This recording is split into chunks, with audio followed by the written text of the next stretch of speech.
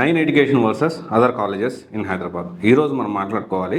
ఎందుకు ఈ టాపిక్ ఈరోజు మనం మాట్లాడుకోవాల్సి వచ్చింది అంటే, ఇప్పుడు ప్రజెంట్ తెలంగాణ సీఎం రేవంత్ రెడ్డి గారు ఎవరైతే ఉన్నారో, ప్రజెంట్ నో సెగ్రిగేషన్ అనే కాన్సెప్ట్ ఇంటర్ కాలేజ్లో స్కూల్స్లో తీసుకురావడానికి ప్రయత్నం చేస్తా ఉన్నారు. ఈ నో సెగ్రిగేషన్ కాన్సెప్ట్ ఏంటి అంటే, ఈ బాగా చదివే పిల్లలందరినీ ఒక క్లాస్లో పెట్టడం, బాగా చదివిన వాళ్ళందరినీ వాళ్ళు సపరేట్ చేయడం.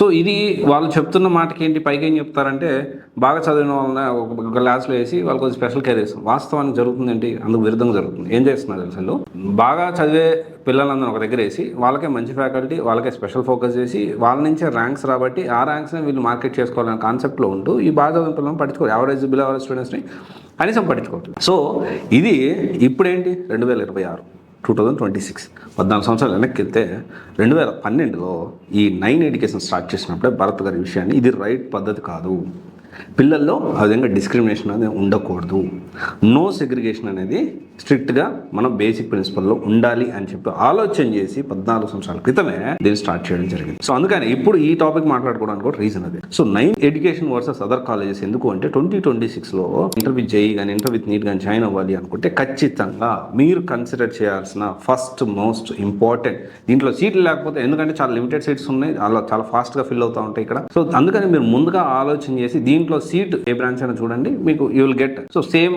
క్వాలిటీ, ఒక బ్రాంచ్లో బాగుండి ఒక బ్రాంచ్లో బాగా లేకుండా అన్ని బ్రాంచెస్లో సేమ్గా వీళ్ళు మెయింటైన్ చేస్తారు. సో ఫస్ట్ అదర్ కాలేజెస్లో మెయిన్ ఇంపార్టెంట్ పాయింట్ ఏంటి అంటే no segregation. Okay, no segregation. So వేరే కాలేజెస్లో మనం ఇప్పటికే చూస్తూనే ఉన్నాం, బాగా చదివే వాళ్ళందరినీ ఇంకొంతకి కేవలం మెరిట్ బ్రాంచ్లు కూడా ఉంటాయి. సో ఇది చాలా మందికి తెలుసు.